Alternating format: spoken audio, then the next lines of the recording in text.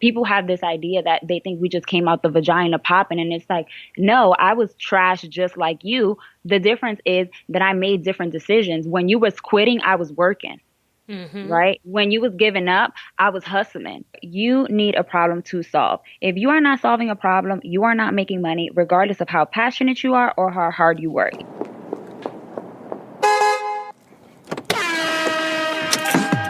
Hey, this is Raina Campbell, your Chief Dream Driver, and welcome to the No Parking Podcast, where through conversations and discussions with creators like yourself, we'll find interesting approaches to help you take your dreams out of park, put them in drive, and ride towards success.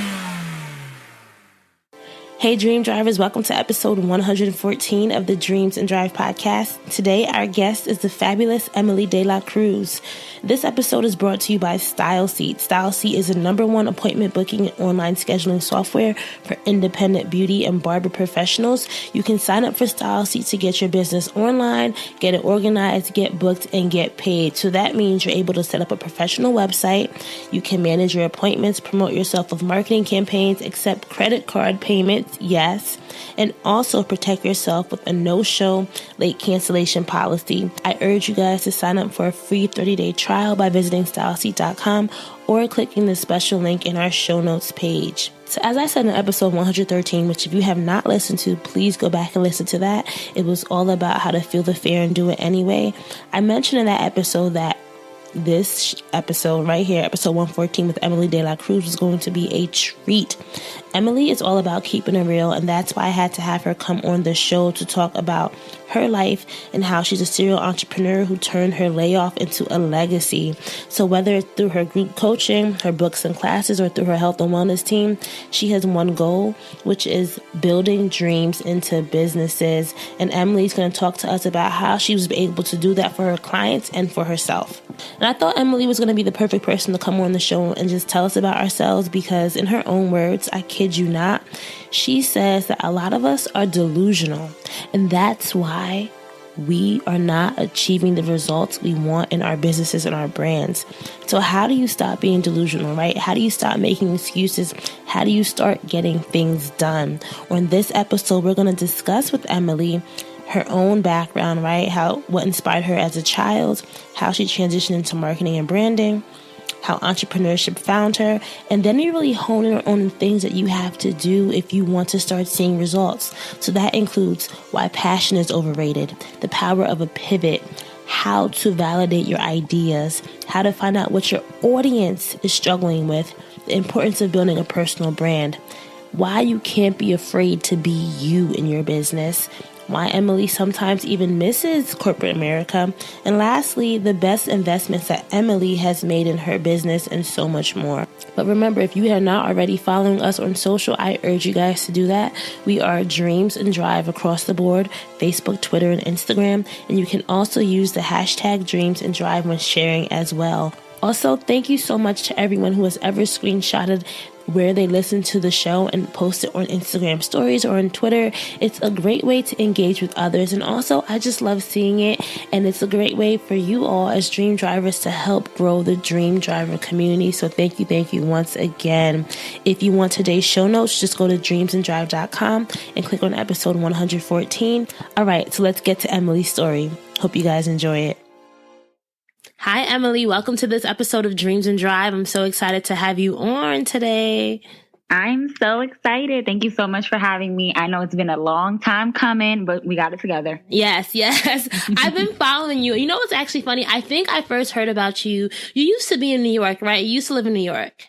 Yes, I did. Did you ever do any events with the Black Public Relations Society or do something like at some type of PR event I went to? And I think I heard you speak there. And that's when I first heard about you and the branding muse and all the stuff that you were doing. Oh, probably. I mean, when I lived in New York, oh my gosh, I spoke so many places. I feel like every week I was talking somewhere new. So it probably is not odd that you heard me speak somewhere, especially because my degree is in PR. So early on in my career, I did participate in a lot of like professional organizations and stuff like that. I was always in the mix. So yeah, probably for sure. All right. Well, what I love to do to start our interviews out is to kind of go back in time. I think it's really important sometimes for us to reflect on who we were as children. So if I had to say who was Emmelie, the 8-year-old, the 9-year-old, what was inspiring you back then? I don't really, what size was that, like third, fourth grade? I don't know, girl. I was always a busybody. I was raised the only child, even though I have 5 other brothers and sisters on my dad's side. Well, actually 6 other brothers and sisters on my dad's side. I was raised as the only child because I'm my mom's only child. So I was like really nosy, and I was always up in adults' businesses. My grandma, my aunt were like my best friends. So I was always in like adult situations. So by then, I'm pretty sure I was, plotting my takeover of the world, deciding what I was going to do. I've always danced. So a lot of my time was spent, like dancing and dreaming and just kind of, I've always been a forward thinker. So I was always kind of wondering, what I was going to be doing next. So what was the dream back then? I don't know, girl. I've always just wanted to make money, honestly. Really? I've always just dreamt to be rich, but I think it's just like evolved over time, if you will. Like I always thought I would be somebody's like chief communications officer or chief marketing officer. And then now I'm like, I want to create wealth on my own terms. So I think the dream has always been to just kind of get out the hood and just have a better life than, I did growing up and that, my mom and my grandma did when they were growing up, and just kind of build a life for myself. My number one goal has always been, to be the best mom, to be the best wife, and just to really be in a financial position to, be able to do whatever I wanted to do, regardless of circumstances, So sometimes people, they have to sacrifice a lot, whether it's time or opportunities or just waking up every day and not being able to decide what they want to do with their day. That to me has always been the ultimate goal, to just wake up, open my eyes, and be able to dictate what I do with my day, regardless of, bills or jobs or anything like that.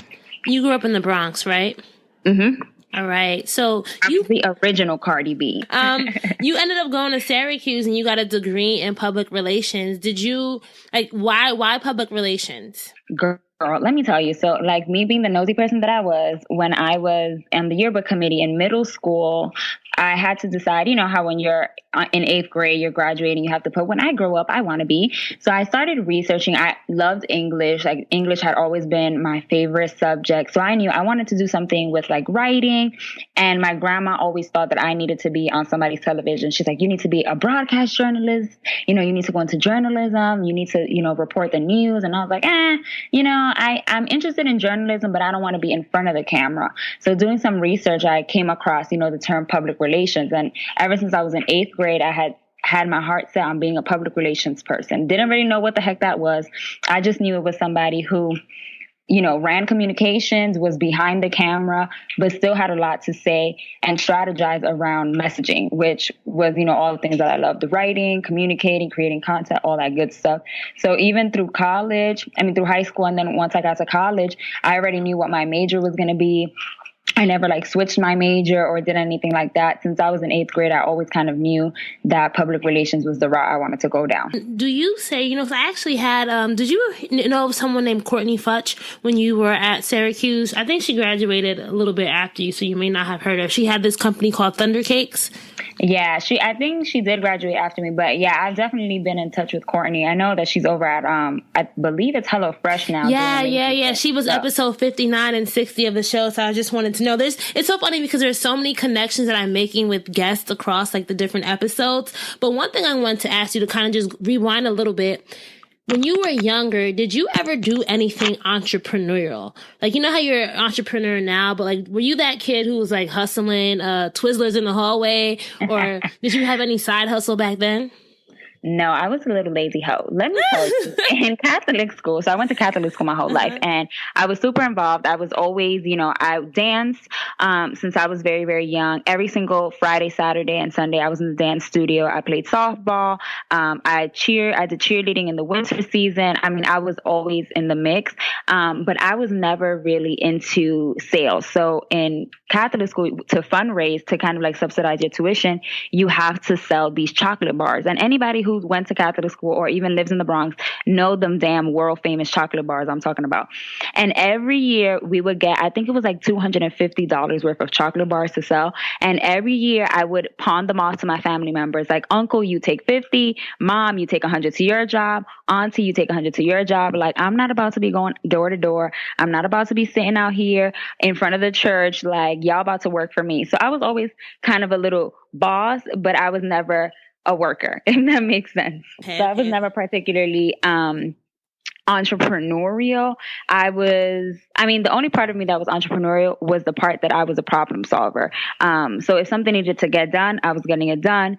I always was kind of like a leader, but I never really, I wasn't the kid with like a lemonade stand or like nothing like that. I was more creative in the sense of I wanted to design clothes and draw and perform and stuff like that. But I never really focused too much on, like business building. How did you get into marketing and branding post-college? Throughout my internships, I had 6 internships when I was in college, and I always urge college students to intern as much as possible because it really does help you make less mistakes once you graduate and really start to pick the jobs that are for you. So throughout my internships, like I interned at an agency, I interned in-house, I interned for Harper's Bazaar magazine, I interned literally everywhere, all types of industries, all types of PR. And I realized that the world was just changing, the world was moving, and I needed to keep up with it. So when I was graduating, it wasn't the same. Like people weren't out here writing press releases. They were, releasing things via Twitter. There wasn't that excitement around the PR industry anymore because social media had absolutely changed the game. So once I noticed that things were shifting more towards the digital side, I made sure that I shifted with it. So I started seeking more internships and taking classes that were more in the digital marketing and just regular marketing arena so that once I graduated, I would have the skills that were necessary for those jobs. Mm-hmm. So I think it was just kind of, being one in the actual industry, like working and knowing this ain't gonna work. Like y'all not about to be around for a while. And also just knowing like, I'm not really trying to call reporters and pitch the media and do all this stuff. Like I just want to write. I just want to create amazing content. And social media just made sense because that's what it is, right? It's amazing content creation online for people's consumption. So it was kind of a natural transition of me identifying what I didn't want to do, seeing what I was good at and what I did want to do, and then just making sure that I flowed with where the industry was going. And during this time, this is when you started your own branding consultancy, the Branding Muse, right? Yeah, I started that when I was a junior in college. By the time I was a senior, I had officially made it a business and had clients and stuff like that. But it really just started off as a blog. I just wanted to, again, kind of write and share the things that I was learning and create content. And from there, clients just started following me. I built my personal brand online, and then small business owners who needed my help just would just reach out to me, DM me on Twitter or, send me a cold email and say, hey, I see that you're pretty good at the social media thing. We're not, can you help? So I always remind people that businesses that are going to last, businesses that have longevity, all stem from you being able to solve a problem for somebody. Yep. For me, I was solving the problem of these small business owners didn't know what the heck social media was, didn't know what the heck Twitter was. And instead of me being on there subtweeting my ex-boyfriend or, getting into Twitter beef, I was talking about PR and social media and content marketing. And that really got the attention of a lot of people. So I know that post-college, you had a few different gigs that you worked at different agencies, different companies. When did you realize, though, because I don't want to focus on that part, but when did you realize that the 9-to-5 life, you just weren't about that life anymore? It's so funny because I literally just did a call 3 hours ago. And that was one of the questions, when did you know you wanted to be an entrepreneur? And it's kind of again, I never wanted to be an entrepreneur. I'm a lazy hoe, okay? I want to make money with the least amount of effort possible. And entrepreneurship requires so much work. Do you know what it is that you could go to work for 40 hours a week, answer 3 emails, show up at some meetings and get a check? I wish I could do that in my business, okay? I wish, but it requires so much more work. So I always tell people, like, I didn't want to become an entrepreneur. Entrepreneurship found me. The same way those clients found me, opportunities just found me. And in January, I just found myself in a position where I was laid off. And if I wanted to go back into corporate America, I would have had to take a significant pay cut from what I was making in New York. So I just, instead of, going to a 9 to 5, which I didn't mind, but I'm like, it needs to also be worth my while. So what they were offering to pay me in Georgia was literally $10,000 more than what I had made in my business the year before. So I'm like, I can go to work for 40 hours a week and get paid $50,000, or I can try my luck and I can try to sell $40,000 in books a couple of hours a week from my pajamas. So that's really where entrepreneurship came from. It's not that I don't like corporate America. Corporate America just didn't like me. So that's kind of how I ended up here. I didn't force it. I just, side hustled. I made it work. I found something I was passionate about. And when corporate America didn't work for me, then I just stepped out on my own. That's so interesting. Like, why do you think that you said corporate America didn't work for you? Was it? I know on your LinkedIn, you actually have on your LinkedIn that you got laid off from your last job, right? It was Rent Path. Was that the name of it? Girl, they were playing all the games. So you just realized I don't want to do it anymore, and then that's when you just took that leap into what you were saying before. But one of the big things I want to talk about, Emmelie, because I think you're just so good at it. You just have this like no bullshit spirit, right? And you just keep things so real. And I think a lot of times entrepreneurs, and one of the themes that I want to talk about is just that we all kind of want to just live in this, in a pile of crap sometimes, right? A crap of excuses. We just sometimes make all these excuses about why things aren't happening. What do you think is like the biggest thing that if you want to be a successful entrepreneur, you need to stop doing? I think entrepreneurs need to just stop being delusional, right? Like, you do not have the best product. Like, this t-shirt line is not about to pop off. Like, you don't need to be selling weave. Like, girl, I just feel like entrepreneurs are really delusional, and they really believe that bullshit. Like, passion is going to take you where you got to go. And if you work hard, it's like, yes, you need to work hard. Yes, you need passion, but like I said earlier, you need a problem to solve. If you are not solving a problem, you are not making money, regardless of how passionate you are or how hard you work, right? Like, if you have a terrible business idea, if you put 800 hours in and somebody with a mediocre ass business idea puts in 20 hours, they're going to be more successful because they have a better business idea, right? So I feel like entrepreneurs need to really get really serious at looking at their businesses and identifying what's going to work and what's not, and being okay with saying, okay, you know what, this is not going to work. I'm going to move on. And that doesn't make me a failure. That just makes this particular situation a failure. I've tried to do social media management services. It didn't work. I had to pivot. I tried to review resumes. I've done build websites. I've written professional biographies. I've done full brand consultations. I've done it all. And every single time that I've pivoted or that I figured out, what, this isn't a great ass business idea, I didn't sit there and be like, oh, well, because this business failed, I suck and I'm the worst person. It's like, no, this particular idea just didn't work for me at this particular time. I feel like being fluid, like fluidity, and understanding the ebbs and flows of businesses, and understanding that you're going to fail at some things and you're going to win at some things. And it doesn't matter how hard you work, you might still fail. People will stop half-assing shit, because a lot of people don't really put their heart and soul into the things that they want to do because they're so afraid of it failing, instead of just trying. And if you fail, then try something else. You know what I'm saying? So I think entrepreneurs are very delusional, and they have this idea of like, oh, everything is like sunshine and rainbows. And girl, when I'm my own boss, I'm going to work 5 hours a week and it's going to be great. And I'm going to sell 5 million t-shirts because so-and-so sold 5 million t-shirts. And it's not the same. Success is not transferable. Business models are not transferable. And we just need to be a little bit more honest and realistic with ourselves, and, just be able to take it on the chin from time to time. So you talked about, needing to know how to validate an idea. Can you take us through like a past venture of yours that did not work out, and how you were able to pivot from that? Yeah. So I'll go back to the t-shirt example. I was like, oh, I'm going to sell t-shirts because I'm going to make it an extension of my brand, right? Everybody was going into merchandise, and everybody started selling t-shirts in the last 2 years. So I'm like, I'm going to sell t-shirts. But me being me, I'm like, I'm not about to just be out here ordering 500 t-shirts, trying to sell them out my trunk. Like, I'm not Damon John, and this is not 1996.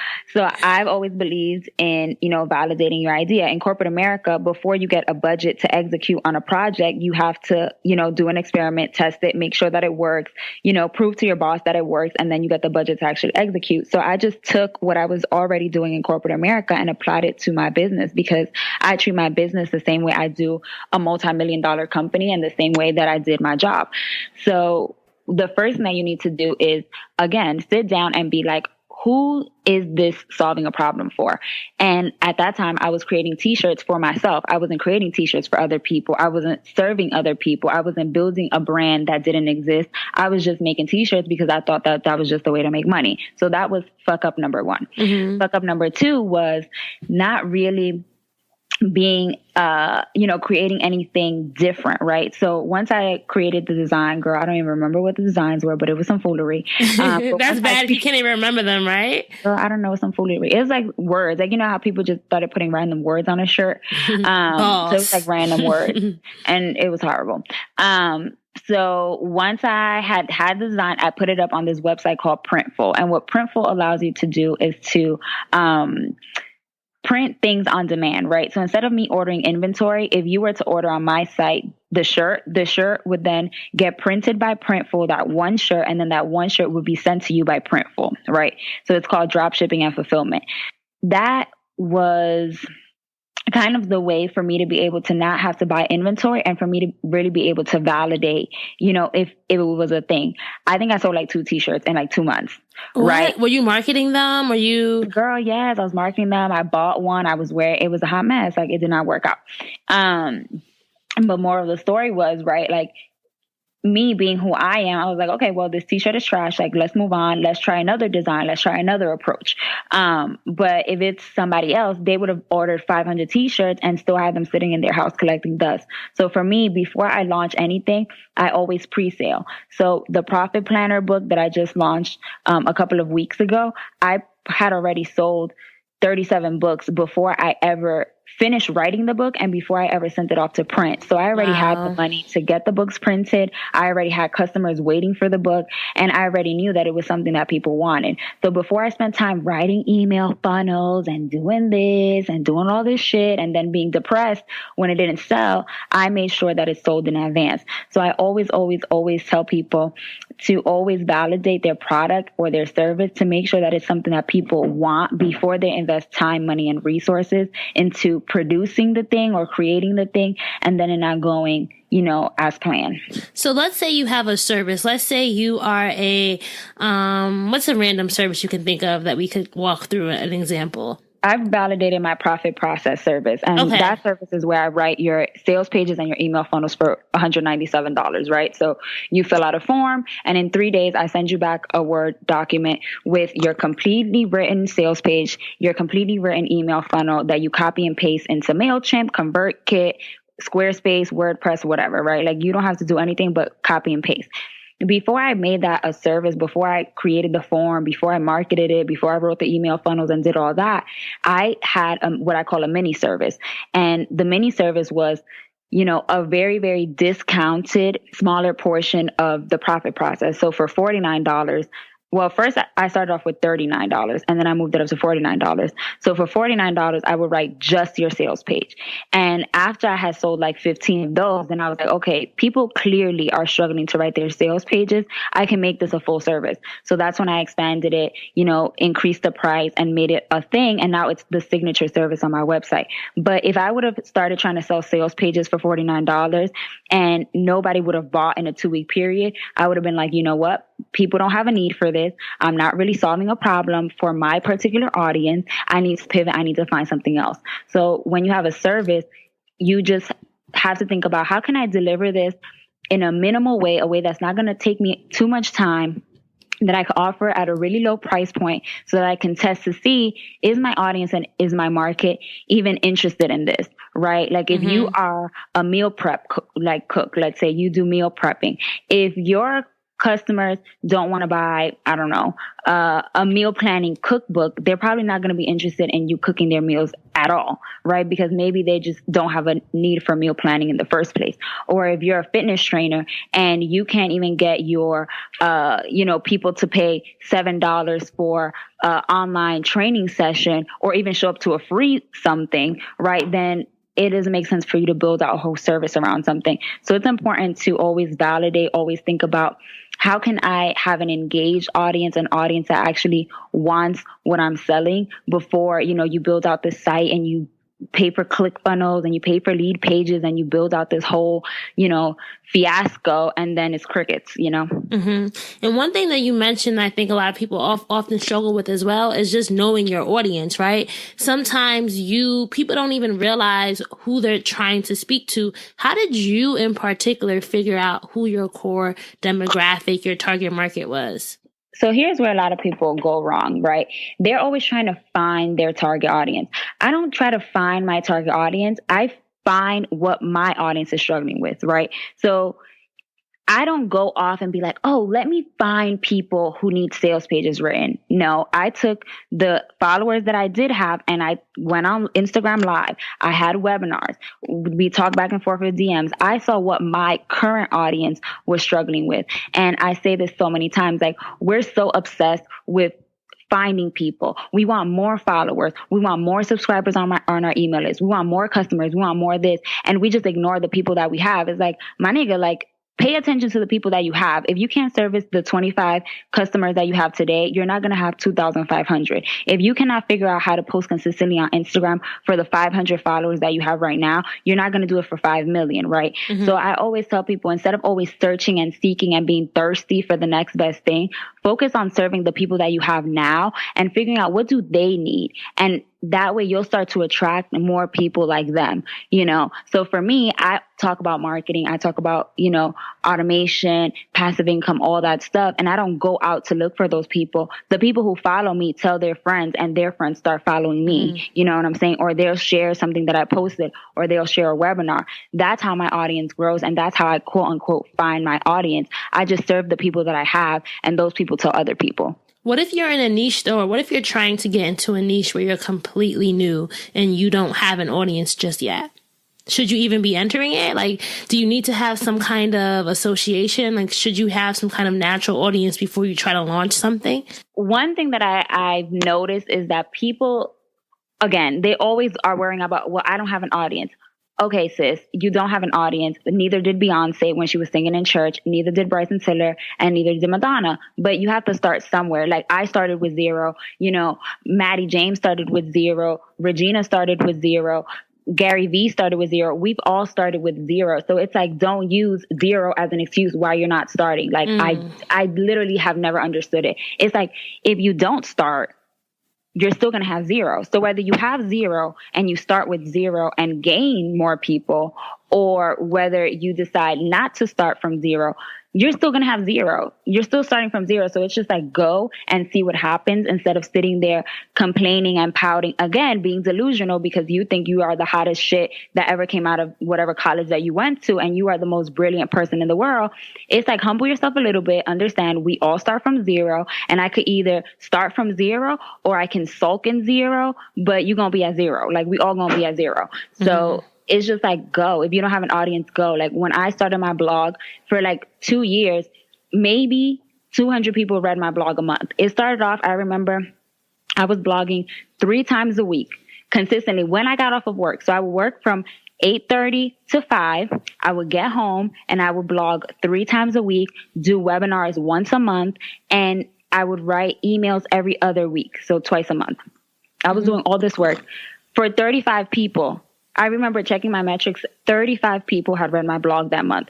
I could have been, again, a narcissist and be like, oh, I'm putting out all this great content and nobody's reading it. But look, that's 35 people who in a room. That's a lot of people. You know what I mean? Right. But most people will be like, oh, well, it's only 35 people. Like, but I want 3 million. And it's like, again, if you can't just stay the course for those 35 people are never going to turn into 60 people, are never going to turn into 1,000 people, are never going to turn into 10,000 people. Now about 20,000 people read my blog a month. But if I had quit, or if I had been, throwing myself a pity party because only 35 people were reading my blog 6 months into me launching, I wouldn't have the 20,000 that fuck with me now. So it's just like, people need to stop talking about, oh, well, what if I don't have anybody? Nobody ever has anybody. Like, nobody had anybody. Jesus had 12. Like, nobody ever has anybody. I don't understand why people are always trying to validate their situation with other people. Like, you validate your situation with sales, right? And if you're not selling anything, what you need to be doing is building your brand, and you validate that by being consistent. And a lot of people don't master being consistent because, again, they're in their feelings and they want to be mad that, they haven't gotten 50,000 followers on Instagram. But it's like, if you were consistent with the 500, you would get to the 50. You know what I'm saying? Mm-hmm. That is so true. And I feel like consistency, even with me growing the podcast, like, you have to, like, you can't, in the beginning, you're not going to have those high numbers. But I just think even with that consistency, it builds a discipline that if you apply that discipline, it's going to shine in all other parts of your business. You know what I mean? Right. And that's why I keep telling people, just keep going. Yeah, okay, you didn't sell. Like, right now, I just went to the post office this morning to send out 57 orders. Okay, great. There was a time where I would send out 5 orders a month. There was a time where I was sending out 5 orders a week. Now I'm sending out 57 orders. It took time, and people just always give up before they even get halfway through the race. It's like, you have to put in the time. You have to pay your dues. You have to struggle. You're going to be on the struggle bus, and that is okay. Like, you don't have to be an overnight sensation, because those overnight sensations took years to get to where they were. You just didn't happen to see it. You know what I'm saying? Mm-hmm. And that's why I try to always showcase those things on my Instagram story and on Instagram and when I go live, because people have this idea that they think we just came out the vagina popping, and it's like, no, I was trash just like you. The difference is that I made different decisions. When you was quitting, I was working, right? When you was giving up, I was hustling. When you was over here sulking and throwing a pity party, I was creating. And that's the difference. Like, I just make different decisions. And that's what separates the winners from the losers. We just make different decisions, and we keep going when the other people want to quit. All right, so we're going to take a quick break from the episode for our Dream Driver Tip of the Week, sponsored by StyleSeat, which is the #1 booking and online scheduling software for independent beauty professionals. So you guys have heard me say this a lot, but having an easy way for clients to schedule or book you is key. If you're a beauty professional, whether that be a hairstylist, makeup artist, barber, I'm talking to you. I had this bad experience a few months ago when I was trying to find someone to braid my hair. Like, I literally contacted 3 to 5 people on Instagram who had bomb profiles. Like, their braids were sick, and I wanted to work with them, but I had no way to solidify or schedule an appointment. And I'm a busy person, right? So I don't have time to be in oblivion forever. If I don't hear back from you within a few hours or a few minutes, I'm going to find someone else. So imagine how much money you are losing out on if your potential clients cannot schedule you or cannot get in contact with you, right? That's why I love services like StyleSeat, because they give you systems and processes in place in order to help you build your business and create a sustainable long-term business. So basically, StyleSeat helps give beauty professionals the freedom to control their destiny. Basically, you're able to set up a professional website, manage your appointments, promote yourself with marketing campaigns, accept credit card payments, and protect yourself from those people who want to not show up or want to cancel late. They have systems in place to protect you from that. So instead of worrying about telling your clients to book you, text you, whatever, send them to your StyleSeat page. They can view all your services, book there, and voila, you are done, right? So if you are a beauty professional or a barber and have never heard of StyleSeat and think it might be really great for your business, please check out the free 30-day trial by going to styleseat.com or clicking the link in our show notes page. You can also find our link at dreamsanddrive.com/partners and clicking on the StyleSeat section. This is also great if you are a makeup artist or have other types of beauty services, including maybe you offer eyelash extensions, you do massages, anything in the beauty realm. This tool is great for you. All right, let's get back to the show. Where do you think that came from? That fierceness to keep going came from within you? I don't know. I mean, I wish I could say like it was my mom or, like my grandma, and I just had this lovely, I don't know. I feel like it was just, I just woke up one day and I was like, fuck this. Like, I was like, fuck all of this. You know, I was in a relationship that was trash. I looked around me and my life was just not what I wanted it to be. And I literally sat there and I was like, I could stay here or I could do something different, you know? And I feel like before in my business, when it wasn't going well, when I was making those 5 sales a month, it was because I didn't really believe in myself, right? I didn't believe that I had anything to offer. I didn't believe, you know, that I was old enough or smart enough or, you know, white enough or whatever, you know, you could fill in the blank with whatever excuse you want. And one day I just literally woke up and I was, you know, in a shitty ass relationship that was literally going south. And I woke up and I remember we had gotten into a physical altercation the day before. The next day I called my uncle and I was like, hey, you know, such and such happened. I need you to come pick me up. He came, him with his best friend, with trash bags, moved me out of my apartment. I moved back into my grandma's house and it got lit. That's when I wrote my Make Yourself Marketable book. I wrote that book in like 2 months, wrote it, printed and produced it in like 2 months. I used the money from that book that I released in October to move to Atlanta in November, the end of November, and I haven't looked back ever since. And it's literally sometimes you just need somebody to literally wake you the fuck up and be like, do you want this to be your life? Like, do you want this to be what you want your life to be like, you know? And I feel like it took me really like waking up and being like, you know what, if I want things to change, I need to change them. Like, I can't keep blaming everybody around me. I can't keep blaming this man for our bad relationship because I continue to stay. I can't continue to blame people who don't want to buy my stuff because I don't put out something worth buying in the first place, you know? So I just stopped putting blame on my situation and my circumstances and started looking to see what can I do to control my situation. That, I love that you said that, because one of the questions that I want to ask you was just about business challenges and personal challenges. And I was looking at the survey because I'm a big fan of like surveying your audience, realizing what their problems are. And one of the things that I could not understand when I asked people the question, what is your biggest business challenge?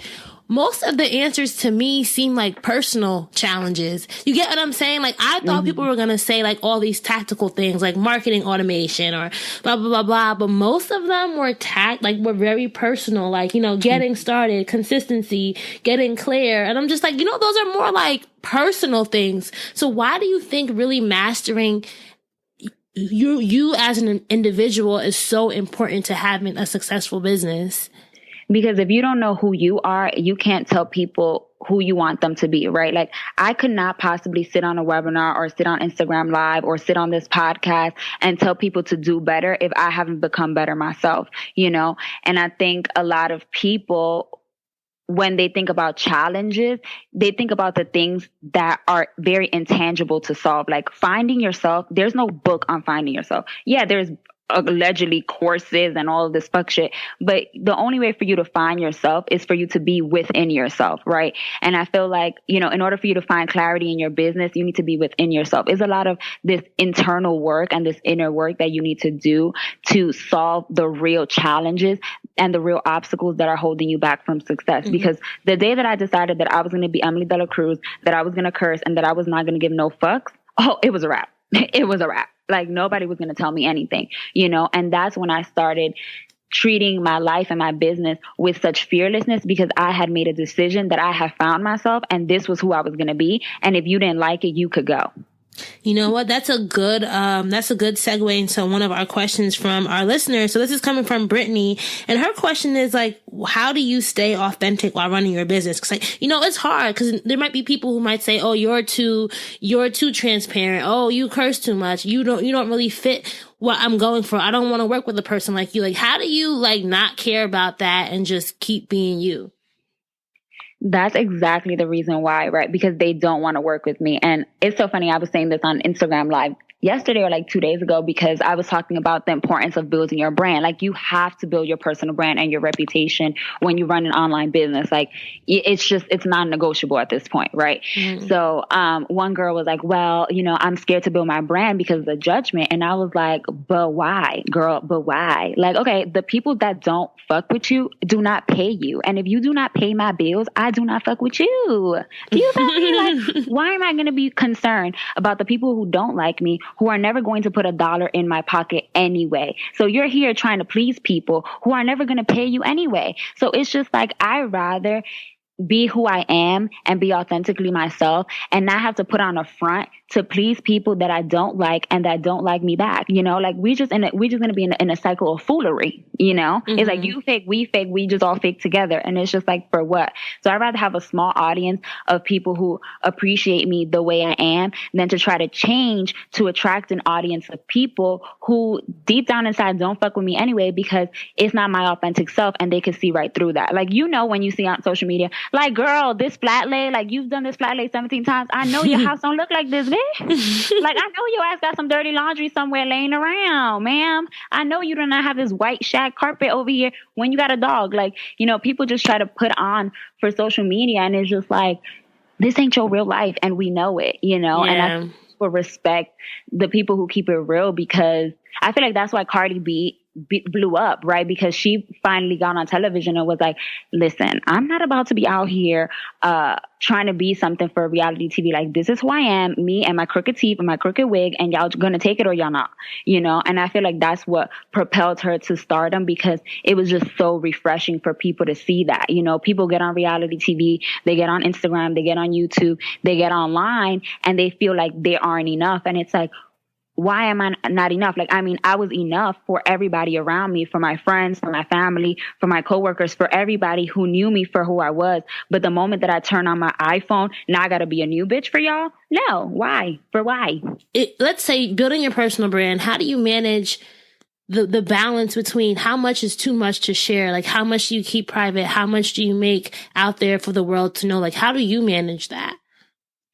People confuse being public with sharing a lifestyle, right? So being public is me telling you all my business, right? Sharing my lifestyle is me giving you a glimpse into how I live my life. I don't go on Facebook and be like, today me and Kevin were arguing and this is what happened. Or, hey, you know, I can't stand this nigga. My baby father ain't paid no child support for 3 months. Like, no, I'm not doing any of that, right? Like, I'm giving you a glimpse into my life, into the things that I struggle with, because I know that they could resonate. But there's a line that I draw in the things that I feel comfortable people knowing about me and people not knowing about me. And that's, you know, a decision that I make around my privacy. So while I'm not going to be out here like, yeah, so I argued with my boyfriend and this happened and, you know, giving you all the tea, I'm still going to give you transparency to understand how I feel and how I think, and allow you to understand that about me. So if you are struggling with being authentic, it's not about telling people your business, but it's about allowing people to genuinely understand who you are, how you think, and how you see the world,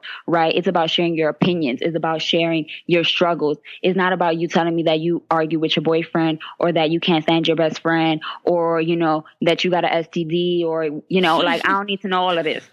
I hope people aren't out there saying that on their Instagram. Well, people be out here sharing all types of stuff. On YouTube the other day, I saw some girl. She did a whole video on how to cover cold sores because she got herpes. I was like, this is a lot, you know. You know what? I think I saw that. But do you, you know, if that is your story, if that is your calling, then you know what, do you how you gonna do you.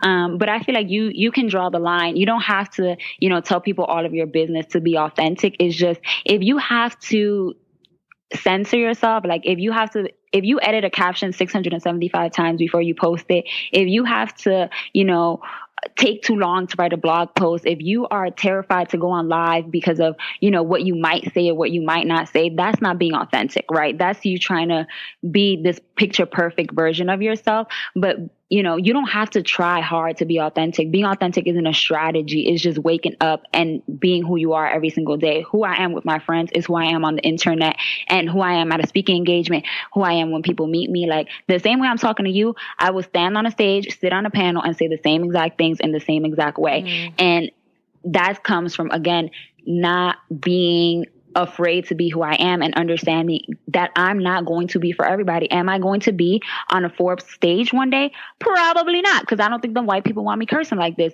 However, I know that, and that's something that I've accepted and something that I can move through. So I understand that being authentic does open some doors for me and does close some doors for me, but that is a sacrifice I'm willing to make, because it's so much harder for me to be a censored version of myself than for me to be authentic. You know what I'm saying? How long have you been a full-time entrepreneur?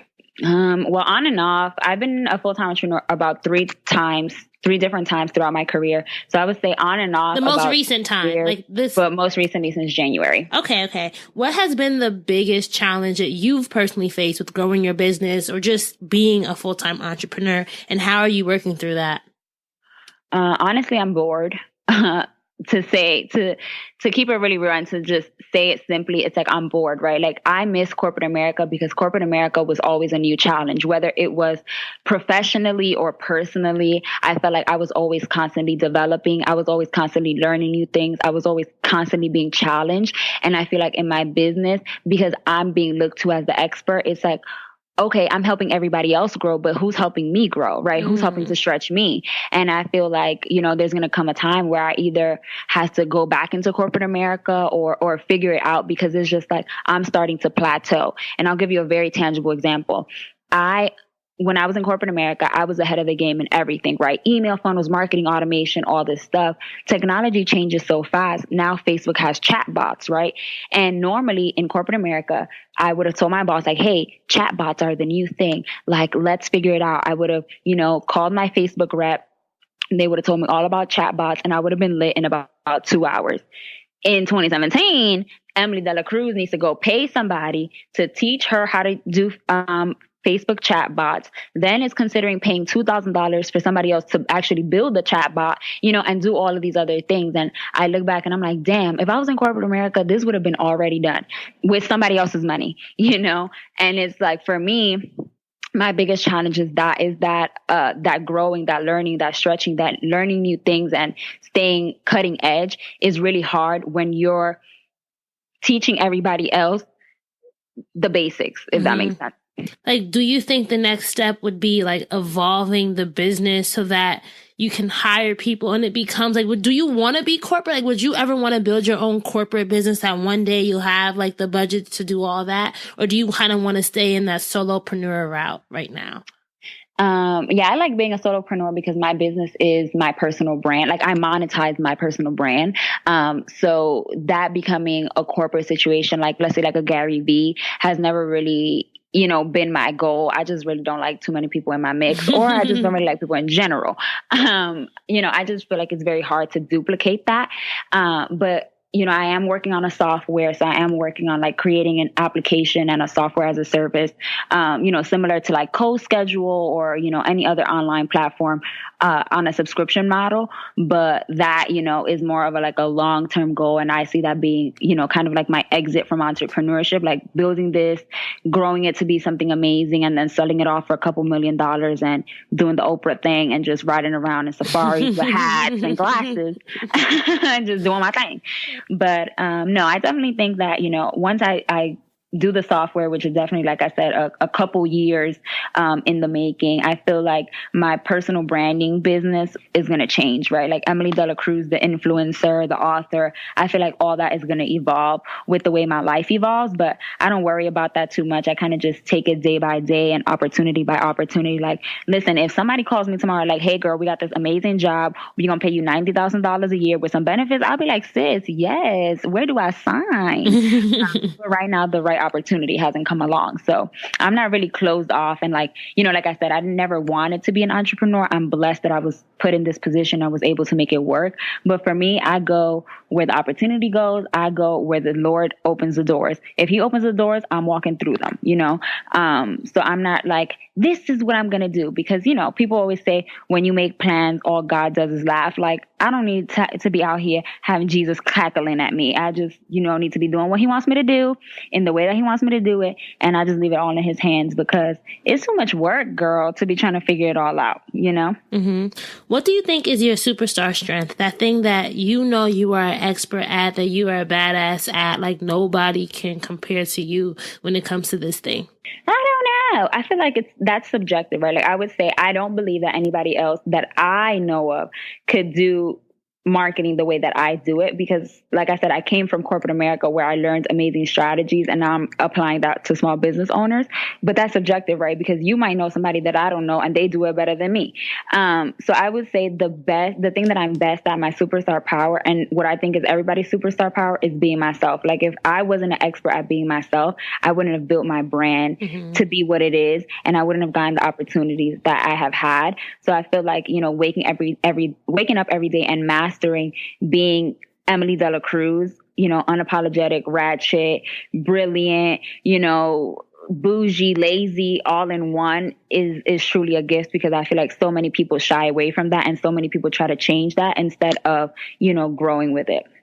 What do you think is a marketing necessity that a lot of people who are trying to grow often ignore? I don't know. I mean, I think it goes back to, like validating and all that stuff. So in my book, The Profit Planner, the first 40 pages are all me like walking people through the process of like making money online, right? And it's like the first step is you need to validate your business, right? Your business, your idea, whatever. The next step is you need to decide, on a price point. Like, what are you going to charge? Whether you're a freelancer, whether you sell a product or a service, like what are you going to charge? And for example, if a t-shirt costs me $6 to make, it's not as simple as saying, oh, I'm going to charge $10, because you don't know what the profit margin is on that really, right? Yeah, it might have cost you $6 to make, but it took you, you had to pay, $5 for shipping, and then Squarespace costs you $20 a month, and then MailChimp costs you $15 a month. And then by the time you add it all in, you're not even breaking even, because you have all of these expenses. So that's a whole nother thing. Like I have a whole calculator on that, because people just don't even know how to price things properly. After you price things, then you need to figure out, okay, how am I going to attract the right type of people?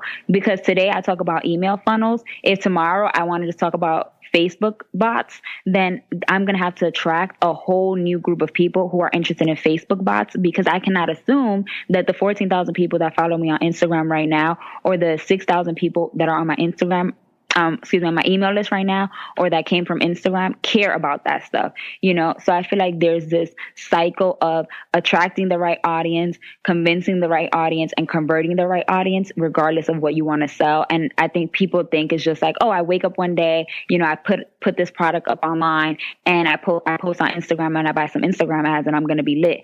And it's just really like understanding all of the little meticulous pieces that go within running a business. So 9 times out of 10, people are surprised where I'm like, fuck your product. Like, let's talk about this price point, or let's talk about this positioning, or, hey, did you know that your product actually doesn't even solve a problem for anybody?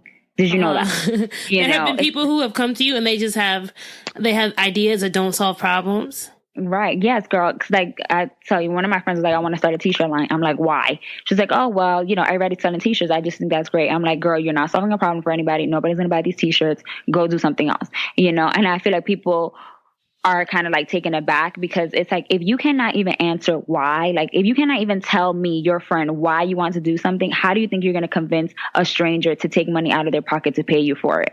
Mm-hmm. And you now have a merchandise line as well, right? It's what's the name of your line? Melanin Magic. Mm-hmm. What problem does Melanin Magic solve for your audience, the people who buy it? So I was looking around, right? And if you think about like Ashley Brooks Designs, if you think about like all these paper goods companies, like all these merchandise companies, outside of Tees in the Trap, there's nothing for girls who are classy and a little bit hood. Like, girl, I'm not wearing these motherfucking polka dots. I don't want this shit to be gold foiled. Like, I don't want this black. Like, I felt like everything on the internet was starting to look the same, and it was girly as fuck. And it's like, I'm girly, but I'm also hood. Like, for real, like I'm really actually hood. Mm-hmm. So it's just kind of like the hood stuff was too hood, right? Like, so then we have like the Dr. J's, Jimmy Jazz hood, Rainbow hood, right? Like if you're from like the Bronx or an urban area, like what those stores are, VIM, all of that. Like you got the urban that's too urban, baby fat, right? And then you got the girly that's too girly, and you just like sitting in the middle wondering what's for you. So I decided to start Melanin Magic because I felt like there was nothing that spoke to the young urban woman who, was classy, but is still a little bit rough around the edges and wants to let to run her this paper, So I kept looking around and I kept looking around and I kept trying to find something for me and I didn't see it, right? Like I was actually looking for a necklace that said future millionaire or CEO or entrepreneur, something, and I could not find it. So I had to go and source my own because it's like, well, if it doesn't exist, I'm sure there are other people who have the same problem, who are looking for something that speaks to who they are, and it doesn't exist because it's too far on the spectrum. And now you have an assortment of products, and I just saw your post about how you said, was that we were talking about how you shipped out 57 orders today? Was that from Melanin Magic, or was that for your other business? No, that was just books. Well, okay. From Melanin Magic, there's probably like 4 or 5 orders in there. Just because I just launched it maybe like 2-3 weeks ago. Okay. Yeah, like the beginning of September.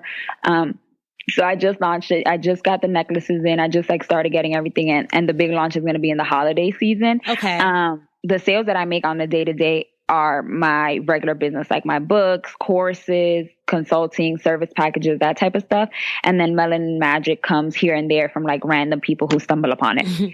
So if you had to think back along your journey, Emmelie, about how you've been able to grow your brand, grow your business, what do you think was the biggest, I know there are a lot of things, but one thing that you really have to say, wow, I'm grateful that I did this because it really helped me grow my business, my brand, myself.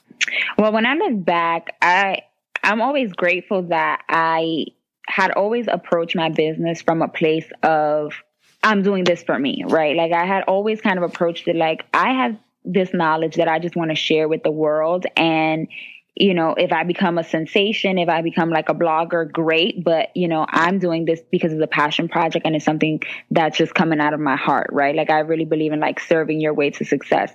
So one thing that I'm like super grateful for is just always being kind of like optimistically naive, and being optimistically naive. When I had first launched my blog, girl, it was so ugly. I did it on Weebly, okay, which is basically like Section 8 on the internet. It was whack. It was ugly. It was turquoise, yellow, and pink, okay. There was like a Greek kind of like Colosseum column in the logo. It was wretched, okay? But like I said, I was blogging 3 times a week. I really felt that I was putting great content out there. So when Forbes ran their top career website, their call for nominations, me, again, being the naive optimist that I am, I like reached out to my network, people who I had just met, people I went to school with, mentors, colleagues. I reached out to everybody. I was like, please nominate me. And the love that just poured in kind of helped me realize, regardless whether 35 people are reading this or not, I'm on Young Forbes, and that's all that matters. So I feel like, that helped me look at the bigger picture and help me see, regardless of what I consider to be enough for me, it's always going to be enough for somebody else. If one person reads my blog and finds a solution, if one person looks at a YouTube video, and finds a way to make more money, if one person hears a podcast and feels better about themselves, like that's enough for me. Mm-hmm. And I think that's what kind of gets me through when I have bad times, or when I didn't make as much money as I wanted to in a particular week or month, when I have like those lulls or those dull moments that I'm like, oh, I'm so over this. I think about that it's kind of like, I might be helping one person, and that's what I got in it to do in the first place. But before we get to our lightning round, I want to ask you, what are your favorite business tools, business resources that you use in your business on the daily? Let's see. I use Trello. So it's Trello. It's a project management system. It's free. And Trello runs my whole life. What it is you have boards, and each board has a bunch of lists in them, and each list has a bunch of cards. And it's basically a way for you to be able to organize content, to build out to-do lists, to build checklists and all that type of stuff. So my whole entire business runs on Trello. My operations is on there. My day-to-day is on there. Everything's on there. And I think it's very important to have like one central hub, because sometimes I'm just out somewhere and I think of an idea and I could just go on my phone, plug it in, put it in Trello and keep it moving. And then when I'm back on my computer, it's back on there and I could pick up where I left off, which is really important to me. So that's definitely number one. Mm-hmm. Create Space. Create Space is an Amazon company, and that's how I print my books and how I get my books onto actual Amazon. So once you upload your books on CreateSpace, you can get them printed to sell, or you can get them uploaded to Amazon. And whenever Amazon sells a book for you, CreateSpace prints it and sends it to the customer, which is another form what I was talking about earlier, drop shipping. What other tools do I use? Maybe one more. Yeah, I use CoSchedule to schedule my social media. Mostly my Twitter, my Pinterest, and my LinkedIn. I schedule with CoSchedule because, Instagram be hating and you have to do it manually. But yeah, CoSchedule is great because it allows me to schedule, like 30 tweets in like 5 seconds. It's awesome. You create a template for when you want it to send out. So you can say, okay, if I publish a blog post today, I want you to send out a tweet every single day for the first 7 days. Then I want you to send out a tweet every other week for the next, 2 weeks. And then I want you to send one out every 30 days thereon after. So anytime you publish a blog post, all you have to do is fill in the copy and it'll automatically schedule it to the template that you preset, if that makes sense. I'm looking at it now. I'm like, ooh, I need something like that. So I've been using Buffer. So yeah. So I like CoSchedule. It's a little bit, more expensive, but it saves me so much time. Like I can literally get on there for like an hour a month and plug everything away and be lit instead of, having to try to manually do it. So, and I use Latergram for Instagram. Which one? Latergram. Wait, I forgot to ask you. We have a question from Barry, Podcast in Color. And her question was, what made you invest in yourself this year? And what's the biggest lesson you learned from it? I wouldn't say necessarily that I invested in myself, because I'm gonna tell you right now, I'm really like risk averse. I'd be like, do I really want to order this inventory? Like when I ordered 100 necklaces, and I was like, do I really want to order 100 necklaces? So I will say that this year I just started to just believe in myself more. So in terms of investing in myself, it's like I've taken a lot more risk than I've ever had. So like launching a new book, doing, going live, like just doing all of these things that I hadn't done in the past because I'm just like, what could go wrong? And I think it's all helped me grow because it's helped me see where do I thrive. And it's just helped me make mistakes. Like with every mistakes, I figure out a solution and how to do it better the next time. So, every failed product launch, every failed t-shirt, every failed situation kind of helps me figure out, what I am supposed to be doing. So it's like, okay, girl, like, no, you don't need to be selling t-shirts. You need to be selling these books. You don't need to be, out here buying $4.97 courses. You just need to be on Google trying to figure it out. So I feel like all the things that I've invested in, like a project manager, Maya Elias's product planner, and what else have I invested in? And I invested in a coding course in apps. It's called Apps Without Code. It's a boot camp that helps you like build software without actual code. I feel like all of those things helped to put things into perspective for me because it's like after I went through them, and this is literally not shade, but after I went through them, I was like, I could have definitely done this myself, but I needed that extra push. Like I needed that outside look. I needed somebody who wasn't in it every single day to help me see things differently and to put the pressure on me to actually get it done. Right? Because when you're Googling all day long, it's like, you don't have anybody who's really going to hold you accountable. But when you take, when you pay $200 for a 2-hour class, or, when you pay $1,500 for a project manager, you like, we going to make this work because we already paid these coins, So I think having that extra layer of accountability really, really helped propel me because I had, like I said, spent the money and spent the time. So it's like, I got to make something shake. And one of the things that I like one of my coaches in the mastermind told me, she was like, if you can't invest in yourself, sometimes it's hard for you to realize your own worth. Like, you can't, if you wouldn't be willing to spend $200 on a coach, right, for a coaching session, would you then feel comfortable charging $200 for yourself? Right. So she's like, sometimes some people undervalue and undercharge because they're not yet making the investments in themselves in order to see that they're worth it. So, right. Yeah. So I absolutely agree. Let's go to our lightning round, Emmelie. So this part of the interview, I'm going to give you a prompt and I want you to tell me the first word that comes to mind. And remember, we're sticking with our whole dreams and drive metaphor. Okay. Okay. So the first word is park. I don't know. Parkway. Reverse. Psychology. Neutral. Neutral. Girl, these are hard. Okay. It's the gear shifts in the car. So just so you know, it's like neutral. First of all, I'm the worst driver in life. But neutral. When I thought of neutral for some reason, I just thought of like peace, like tranquility. And then drive. Drive. I feel like daily motivation. Mm-hmm. If you want to be a dream driver, you have to have your keys to success. So tell me 3 things that you think every dream driver needs in their toolkit before they hit the road. First of all, these questions are lit. Come through with the analogy. 3 keys. I feel like you need work ethic. You definitely need some Wi-Fi, and you definitely need to be kind to yourself. Like every failure, every success, every bump, every obstacle, everything that you go through in life is just part of life, and you just need to be kind to yourself along the way. Thank you so much, Emmelie. This has been such a pleasure. Can you tell our dream drivers where they can find you online if they want to connect, if they want to learn more about what you do? Yes, you can find me on emmeliedelaCruz.com. It's super complicated, so I'm sure it'll be in the show notes. Yes, it will be. It will be.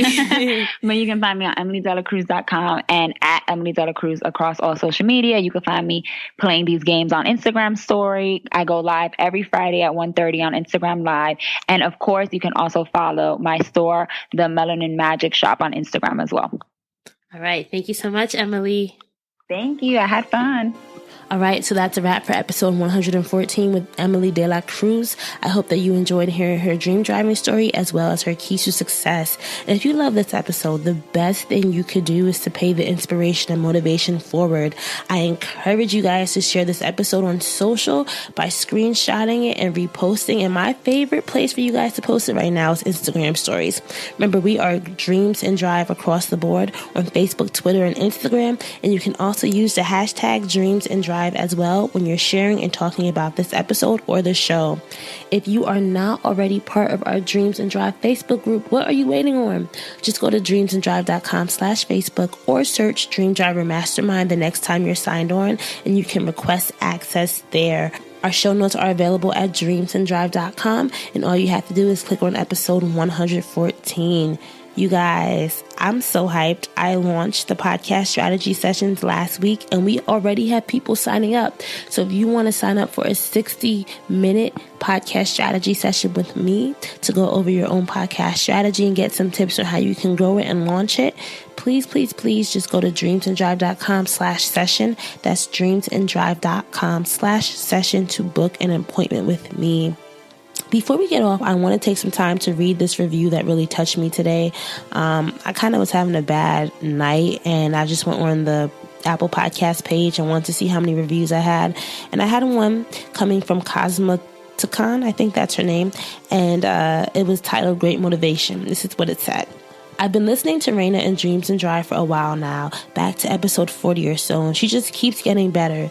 Even though I'm rather far out in her demographic, being a Caucasian woman of 60 years, even when I don't expect to gain any insight from her guests, I always come away with something that strikes a chord. My top favorites are the episodes that talk about affirmations and writing down your plan. Knowing the power in both of these actions, I can still find myself resisting. It's great to have these reminders. Overall, Dreams and Drive just keeps getting better. Miss Campbell is getting more and more professional and polished. If you're a creative or someone with a dream stuck in park, or just someone who likes positive thinking, Dreams and Drive is a great podcast. Thank you so much. This review for me just made me think about, you never know who you are inspiring, right?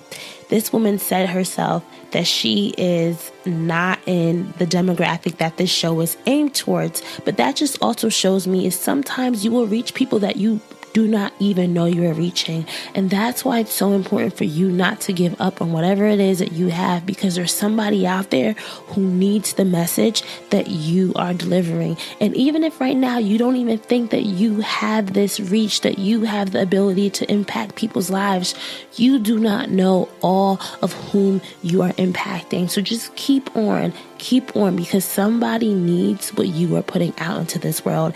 And that review really helped solidify that for me. And it really helped me get out of my feelings for a little bit, because I was in my feelings earlier today. I want to say thank you once again to our episode sponsor, Style Seat. If you want to sign up for a free 30-day trial, all you have to do is just go to styleseat.com or click the special link in our show notes page, or you can just go to dreamsanddrive.com/partners and click on the link there. Thank you, you guys, for always tuning in, for always being supportive. I can't believe that it's almost November 2017. Wow, where is time going? Keep dreaming, keep driving, and we'll chat again in episode 115. And we are going to be talking with the ladies of Minted Cosmetics. Talk to you guys soon.